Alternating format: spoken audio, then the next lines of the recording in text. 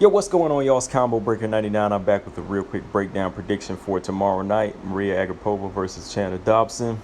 It's been 2 months since her Hannah Cyphers win. Agapova, she's ready to come back against Shana Dobson, who of course is on a 3-fight losing streak. And Shana Dobson, man, she's really in a must-win situation right now. You know, she needs a win over a top prospect like Agapova right now to me to stay in the UFC, because right now, you know, as you know, they let go of Betch, and I think there's a few other fighters they let go. So with her on this losing streak, who knows, this might lead to a cut. So Shana Dobson, she's definitely in a must-win situation here. And Mariya Agapova, this is definitely like a stay busy fight for her. You know, I really feel like this is just her trying to stay active in the flyweight division. You know, push herself more. You know, put herself on the map, push herself up the rankings, of course.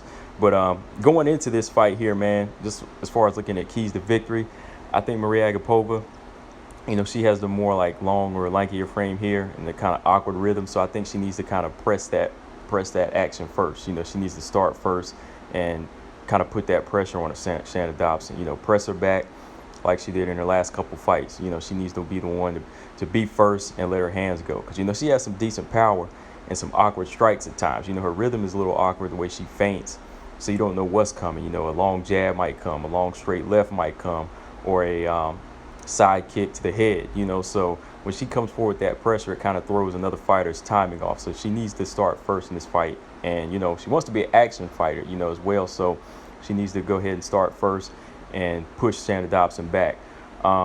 Again, back to the left hand. She needs to use that left hand in that southpaw stance. I think she had success with it when she fought Tracy Cortez. When she came forward, you know, like I said, when she uses those feints, you know, she comes over the top with the straight left hand.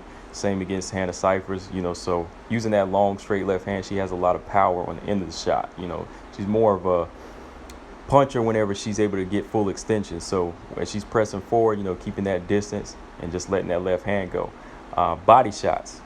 You know, I know last time out, Shana Dobson against Sabina Mazo, she took a hard left kick to the body that hurt. You know, I know that would have hurt anybody, but body shots are, you know, a good way to tear down your fighter. And I think that Mariya Agapova, her side kicks to the body are pretty deadly. You know, side kicks to the head as well, but, you know, her starting to the body might really set up some shots and get the respect from Shana Dobson early.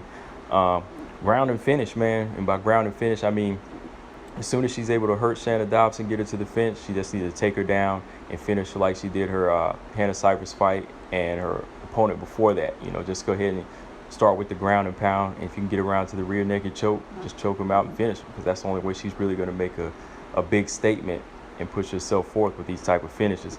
Looking at Shana Dobson, you know, she can be a tough, scrappy boxer fighting a good mid-range.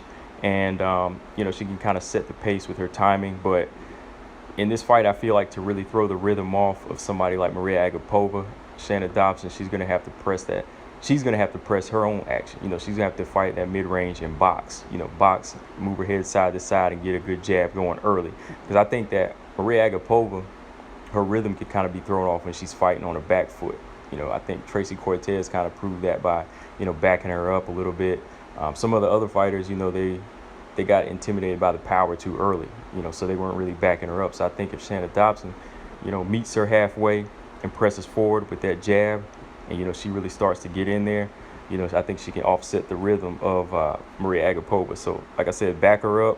When you back her up, you can keep her against the fence and keep her thinking more. While she's thinking, you're letting your hands go. And setting up that right hand. You know, Shana Dobson got power in that right hand when she can let it go. You know, I think she just hasn't been able to set it up because she's letting a lot of other opponents get off first. So she's got to get in there. You know, she's got to really get in there, close that distance, and let that right hand go over the top. Because I think she has about an inch reach advantage over Mariya Agapova.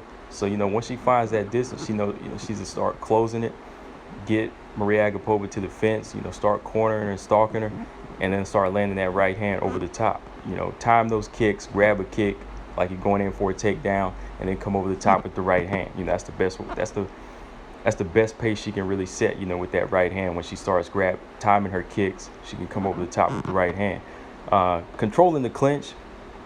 Mariya Agapova has some pretty good knees in the clinch, but I think Shana Dobson, she needs to initiate that. You know, she needs to go in and be the strong one here. She needs to go in for the clinches and smother that reach of Mariya Agapova, and go ahead and let those knees go, and then just kind of break out with the elbows, and angles. A lot of people, they back straight up when they fight Mariya Agapova. I think, like I said, when that long punch comes, the first reaction is just back straight up. But if Shana Dobson uses her boxing, she's moving side to side, and she kind of dips to the left, dips to the right, she can get out of the way of those long left hands and some of those kicks. So just using angles is real important. And again, timing those long kicks, whenever she throws that long kick to the body, grab that kick, shoot for the double leg takedown and get her down. Even if you don't stay on the ground, just use those takedowns to rack up points and control the rounds. But overall, my prediction for this one, just going off of momentum, and who's out to really make a statement and who's really been showing improvements and who really wants it in these fights, I'm gonna have to go with Mariya Agapova, probably by I think she gets them long left hands going and them hard body kicks. We could be looking at like a first or second round stoppage. I think if she starts to really press forward and Shana Dobson doesn't get her rhythm going early and she starts landing heavy shots, I think that Dobson's going to be open for a lot of these hard hits, a lot of these hard left hands up the straight up the middle. She's going to take some of these hard shots and get overwhelmed with her back to the fence, and I think she's just going to kind of get broken down. But if Dobson get that right hand going, like I said, and Mariya Agapova walks into something crazy, don't ever be surprised. Anything can happen in these fights, but I'm going to go with Mariya Agapova by first or second round TKO. But yeah, man, that's all I got on this one, guys. Let me know in the comment section what y'all think, Mariya Agapova or Shana Dobson. And if Shana Dobson loses, what do y'all think? Y'all think UFC's going to keep her?